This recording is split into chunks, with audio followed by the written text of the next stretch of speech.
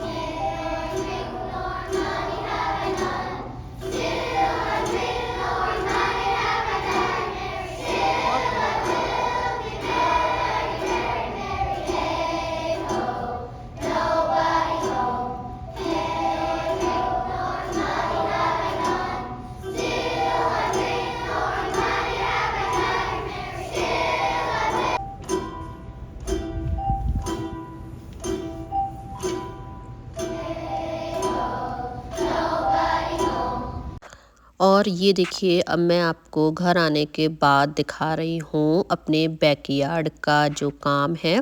तो मैंने आपको बताया था कि आगे वाले पोर्शन में हम सीमेंट करवाएंगे, तो वो हो गया है और वो ड्राई हो जाएगा थोड़े ही घंटों में। और बाकी का जो पोर्शन है वो जैसे जैसे होगा मैं आप लोगों के साथ शेयर करूँगी। एंड देन अब मैं आप लोगों के साथ शेयर कर रही हूँ वेडनेसडे का breakfast that is very healthy, जो कि मैं बना रही हूँ ओट्स की वेजिटेबल इडली। तो मैंने यहाँ पर ओट्स ले लिया है, तो क्वांटिटी वाइज मैं 1 कप ओट्स ले रही हूँ, जिसको कि मैं ड्राई रोस्ट कर लूँगी, ना घी डालूँगी ना ऑयल डालूँगी। ओट्स जब ठंडा हो गया था तो उसको मैंने मिक्सी में पाउडर की तरह पीस लिया था इस तरह से। और अब मैं इसमें डाल दूंगी आधी कप सूजी। तो 1 कप ओट्स पाउडर में आधी कप के आसपास सूजी चली जाती है। अब देखिएगा, कप में लगभग आधी कप ही है। एक बड़े साइज की गाजर को ऑलरेडी ग्रेट कर लिया था, वो भी इसमें डाल दे रही हूँ। आप चाहें तो और भी वेजीज डाल सकते हैं। और बस उसके बाद मैं इसमें डाल दे रही हूँ 3/4 कप दही। अगर आपके पास आधा कप भी हो तो भी चल जाएगा।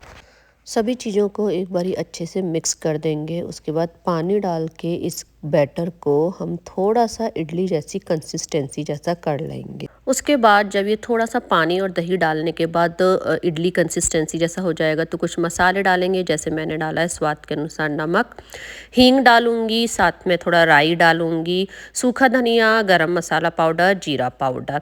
मैं इसको बिल्कुल ऑयल फ्री बना रही हूँ। आप चाहें तो ऑयल में तड़का लगा के भी इन मसालों को इसमें डाल सकते हैं। और सारी चीज़ें मसाले डालने के बाद इसको एक बारी और मिक्स कर देंगे, और उसके बाद थोड़ी देर के लिए कवर करके इसको 20 मिनट के लिए छोड़ देंगे, ताकि जो सूजी है, ओट्स है, वो अच्छे से इसमें फूल जाएगा। और 20 मिनट के बाद इसमें हम डालेंगे सोडा। आप चाहें तो इनो भी डाल सकते हैं। तो सोडा मैं इसमें डालूंगी 3/4 टीस्पून। तो ये जो स्पून है ये 1/4 की है, इसको मैंने 3 बार डाल दिया है। और उसके बाद थोड़ा सा पानी डाल के इसको अगेन मिक्स कर लेंगे। तो यहाँ पर हमारा बैटर हो गया है एकदम अच्छे से रेडी। और इडली मोल्ड में मैंने पहले ही ऑयल लगा दिया था और इडली कुकर में मैंने पानी गर्म होने के लिए पहले से ही रख दिया था। इडली मोल्ड पर मैंने थोड़े से काजू लगा दिए हैं। और जो इडली मोल्ड में मैं इसको इस तरह से भर लूँगी। और बहुत ज़्यादा ओवर ना भरें, इस तरह से आप भर लीजिएगा और करीबन 15 मिनट के लिए इसको स्टीम होने के लिए छोड़ दीजिएगा। Now you can see the result of our oats idli. लग रही है ना एकदम परफेक्ट। जितना मैंने मेज़रमेंट आप लोगों को बताया है उसमें करीबन 12 इडली बनके तैयार हो जाएंगी। और इन इडली को हल्का सा ठंडा होने देंगे, उसके बाद हम इनको डीमोल्ड करेंगे। और मैंने अपने चैनल पर रागी की इडली की भी वीडियो पोस्ट कर रखी है। आपको मैं आई बटन जो ऊपर आ रहा है वहाँ पर लिंक दे दूँगी, आप वहाँ जाके चेकआउट कर सकते हैं। देखिए कितना अच्छा आउटकम आया है ओट्स की इडली का। ये मैंने फ़र्स्ट टाइम ट्राई करी थी और मेरे घर में ये सबको बहुत पसंद आई थी। और ये है आज का मेरा ब्रेकफास्ट। बैक साइड से भी दिखाती हूँ, बहुत ही अच्छी जाली आई है, लुक एट इट। एंड ये जो स्नो की रिकॉर्डिंग है ये वेंसडे नाइट को स्टार्ट हुई थी। एंड यू वोंट बिलीव, ये वेंसडे नाइट से स्टार्ट होके थर्सडे की पूरी रात तक चली थी जब तक हम लोग सोए थे। सुबह जब फ्राइडे उठे तब तक का हाल मैं आपको वीडियो में दिखाऊंगी। और इस स्नो को क्लीन करने में बहुत ज़्यादा हालत ख़राब हो गई थी क्योंकि ये पूरी पूरी 2 फीट के आसपास, इवन मोर देन 2 फीट हो गई थी। And it was very tough to clean the snow. Even gates भी ओपन नहीं हो रहे थे। तो अभी तो ये जस्ट स्टार्ट हुई है। और ये देखिएगा, मुझे एग्जैक्टली तो याद नहीं आ रहा ये वाली रिकॉर्डिंग वेंसडे लेट नाइट की है या थर्सडे मॉर्निंग की है। लग तो थर्सडे मॉर्निंग की रही है। और वो जो आपको बैकयार्ड में मशीन दिख रही है ये किसी लेबर भैया की ही है। और ये आधी से ज़्यादा डूब गई है। आप पेड़ भी देखिएगा जो हमारे बैकयार्ड में लगे हैं वो डूब गए हैं। और यहाँ ये आप सीढ़ियों का हाल देख लीजिएगा, नीचे वाली सीढ़ी तो पूरी पूरी तरह से स्नो में डूब गई है और ऊपर वाली भी थोड़ी सी ही दिख रही है साइड से। पेड़ वगैरह आपको दिख रहे होंगे काफ़ी हद तक डूब गए हैं। और ये जो हमारा बैकयार्ड का गेट है यहाँ तक स्नो आ गई है, गेट खुल भी नहीं रहा था। अब जब ये सब प्रेडिक्शन पहले ही फोरकास्ट हो गया था कि इतनी स्नो पड़ेगी थर्सडे को, तो बच्चों की पहले ही थर्सडे और फ्राइडे की छुट्टी हो गई थी। तो मैं यहाँ पे बच्चों को होम स्कूलिंग करा रही हूँ। मैं जब भी इंडिया जाती हूँ तो बच्चों के लिए कुछ इंग्लिश, हिंदी और मैथ की बुक्स लाती हूँ। स्पेशली इंग्लिश ग्रामर की लाती हूँ, मैथ की मैं ज़्यादा बुक्स लाती हूँ और हिंदी की बुक्स लाती हूँ। And you won't believe guys, ये जो बुक्स हैं ये मेरे दोनों ही बच्चों की जो यहाँ की स्टडीज़ हैं उसमें बहुत हेल्प करती हैं। एंड प्लस उनको जो चीज़ें यहाँ कई बार लैक हो जाती हैं उनको भी कोप अप करने में हेल्प करती हैं। Open open yes. और अब आप देखिए गेट ओपन होते ही करीबन 1-1.5 फुट के आसपास बर्फ़ जम रही है। ये बैकयार्ड का हाल है। यत्का को यहाँ पे खेलना है तो पहले वो क्लीन कर रही है। गेट ओपन नहीं हो रहा था, फिर एनी हाउ ओपन किया और यत्का यहाँ पे छोटा सा एक स्नोमैन बनाएगी। एंड समटाइम स्नो ना कॉटन जैसी सॉफ्ट सॉफ्ट पड़ती है और किसी किसी बार की ना थोड़ी हार्ड होती है। तो इस बार की ना थोड़ी हार्ड है, थोड़ा क्लीनिंग करने में ज़्यादा टाइम लग रहा है। और फिर थर्सडे की इवनिंग में और यत्का दोनों मिलकर यहाँ पर बना रहे हैं होली स्पेशल गुजिया। तो जिसके के लिए हमने लिया है 2 कप मैदा। 2 कप मैदा के लिए इसमें मैं डाल दे रही हूँ 1/4 कप मेल्टेड घी मोइन के लिए। इस मोइन को पूरे मैदा में अच्छे से चारों तरफ मिक्स कर लेंगे। आपको पता कैसे चलेगा कि मोइन इसमें परफेक्ट है या नहीं है? आप जब इसको इस तरीके से हाथ में लेंगे तो ये बाइंड हो जाएगा और जब आप इसको ब्रेक करेंगे तभी ये ब्रेक होगा, अपने आप से ये ब्रेक नहीं होगा।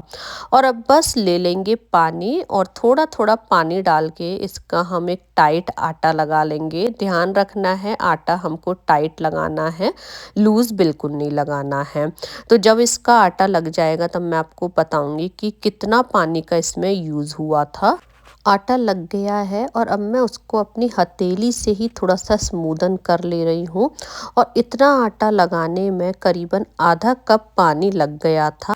और अब इस आटे को हल्के गीले कपड़े से 20 से 30 मिनट के लिए रेस्ट करने के लिए छोड़ देते हैं, जब तक हम बना लेते हैं स्टफिंग। स्टफिंग के लिए मैंने मावा निकाल लिया है। तो स्टफिंग जो है वो मैं मावा से बनाऊंगी।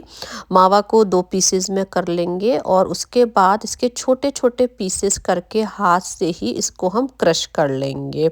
तो यहाँ पर यतका भी मेरी हेल्प कर रही है और यतका ने इस गुजिया बनवाने के पूरे प्रोसेस में बहुत हेल्प करी थी। मैं आपको मावा दिखा देती हूँ। तो मैंने जो मावा लिया था वो था नानक खोआ, और उसको मैंने इस तरीके से यतका और मैंने मिलकर हाथ से ही क्रश कर लिया है। साथ में आपको बादाम काजू भी कटे हुए दिख रहे होंगे, उनको भी मैंने काट लिया है। नॉन स्टिक पैन लिया है, इसमें मैं डाल दूंगी 1 चम्मच के आसपास घी, और उसके बाद फ्लेम को मीडियम कर रखा है। जितना भी मावा है वो इस घी में डाल देंगे, और घी में डालने के बाद इसको हम थोड़ी देर के लिए भून लेंगे। लो टू मीडियम फ्लेम पर इस तरीके से चलाते हुए इस मावा को थोड़ी देर के लिए सॉफ्टन होने तक भून लेंगे। बहुत हल्का सा कलर भी हमें इसका चेंज करना होता है, पर आप देखिए हल्का हल्का सा आपको जगह जगह से कलर भी चेंज दिख रहा होगा। तो यहाँ पर मावा हमारा भुन गया है। इसको एक दूसरे बर्तन में ट्रांसफ़र कर देंगे, और जब ये हल्का ठंडा हो जाएगा उसके बाद हम इसमें चीनी मिलाएंगे। जब तक मैं इसमें काजू बादाम किशमिश और कोकोनट का जो बुरादा होता है ना वो डाल देती हूँ। तो यहाँ बादाम काजू मैंने थोड़े काट लिए थे, साथ में थोड़ी सी किशमिश डालूंगी और कोकोनट डालूंगी। आप चाहें तो चिरौंजी और पिस्ता अखरोट भी अपनी चॉइस के हिसाब से डाल सकते हैं। चीनी को पहले से ही थोड़ा मिक्सी में पाउडर जैसा कर लिया था, तो मैं यहाँ पर अंदाजे से डाल दे रही हूँ। सभी चीज़ों को एक बारी हाथ से मिक्स कर लेंगे। तो यहाँ पे हमारी जो गुजिया में भरने की स्टफिंग होती है, हमारे यहाँ पे इसको कसार बोला जाता है, वो बनके हो गया है रेडी। ये ऐसे ही खाने में बहुत टेस्टी लगता है, लेकिन मैं पहले भोग लगाऊंगी भगवान जी का, इसलिए मैं कोई भी चीज़ जब भी बनाती हूँ तो पहले टेस्ट नहीं करती हूँ, चाहे उसमें चीनी कम हो या ज़्यादा हो। पहले मैं लड्डू गोपाल जी का भोग लगाती हूँ। तो यहाँ पे कसार भी बनके रेडी हो गया है, स्टफिंग रेडी है। साथ में मैंने यहाँ पे ले लिया है गुजिया बनाने का मोल्ड, और एक जो चीज़ और है वो हम लेंगे एक कटोरी में थोड़ा सा पानी, और आटा हमने पहले लगा ही लिया था। आटे की हम बना लेंगे लोइयाँ। तो यहाँ पे आटा भी हमारे को हो गए हैं 20 से 30 मिनट। तो इसके इस तरीके से हम लोइयाँ बना के और इसको स्मूदन कर लेंगे। आटे की इस तरीके से लोइयों को चिकना कर लीजिएगा। एक लोई ले ली है, उसको अच्छे से चिकना कर लिया है और स्मूदन भी कर लिया है। अब हम इस लोई को पतला बेलेंगे, इतना पतला कि हमारा जो ये चकला है या बोर्ड है वो भी दिखना चाहिए। साथ में इसको इवन भी बेलेंगे, ऐसे नहीं बेलेंगे कि कहीं से मोटी और कहीं से पतली। तो मैं अभी आपको इसको पूरा बेल के दिखाऊंगी। तो ये देखिए आपको इसमें से बोर्ड भी दिख रहा होगा।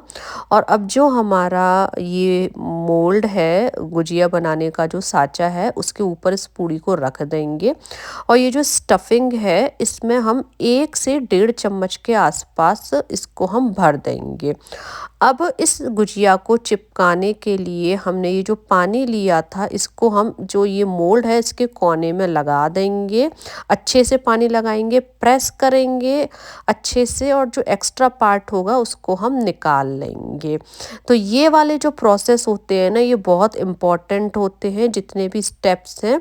और एक्स्ट्रा को निकालने के बाद हम उसी में इसको डाल देंगे और उसको हम गुजिया बनाने में यूज़ कर लेंगे। तो ये देखिए यहाँ पे हमारी एक गुजिया बनकर रेडी हो गई है। इसी तरीके से हम और भी गुजिया बना के तैयार कर लेंगे। गुजिया बनाकर एक प्लेट में एक कपड़े से ढक दें ताकि वो ड्राई ना हो, और जब 5-6 इकट्ठी बन जाए तब आप इनको फ्राई करना स्टार्ट कर सकते हैं। सकते हैं। का टेम्परेचर बहुत ही लो टू मीडियम होना चाहिए और ऑयल भी हमारा लो टू मीडियम ही गर्म होना चाहिए। आपको इस वीडियो में ऐसा लग रहा होगा कि ऑयल बहुत गर्म है, लेकिन इसको मैं फास्ट फॉरवर्ड में दिखा रही हूँ इसलिए ऐसा लग रहा है। अदरवाइज़ मेरा जो ऑयल है वो एकदम लो फ्लेम पर है और ऑयल का टेम्परेचर भी बहुत ज़्यादा गर्म नहीं है। इनको धीरे धीरे सिकने देना है। जैसे जैसे ये नीचे से सिक जाएंगी फिर आपको इनको फ्लिप करते हुए हल्का सा गोल्डन तो नहीं मैं कहूँगी, एकदम लाइटिश कलर तक सेक लेना है। कोई गुजिया हो सकता है फ्लिप करते वक्त दिक्कत आ सकती है उसको फ्लिप करने में, तो आप इस तरीके से कलची रखकर भी उसको सेक सकते हैं। सो फ्रेंड्स, यहाँ पर फर्स्ट बैच बनकर हो गया है तैयार और आप देखिए ये गुजिया कितनी अच्छी सिकी है, ना तो बहुत ज़्यादा बबल्स आए हैं और एकदम इवनली सिकी हैं। इसी तरीके से मैं और भी बैचेस बनाकर स्टोर कर दिए हैं। और वीडियो अच्छी लगी हो तो लाइक करें, फ्रेंड्स फैमिली के साथ ज़्यादा से ज़्यादा शेयर करें, चैनल को सब्सक्राइब जरूर करना to become a part of my family.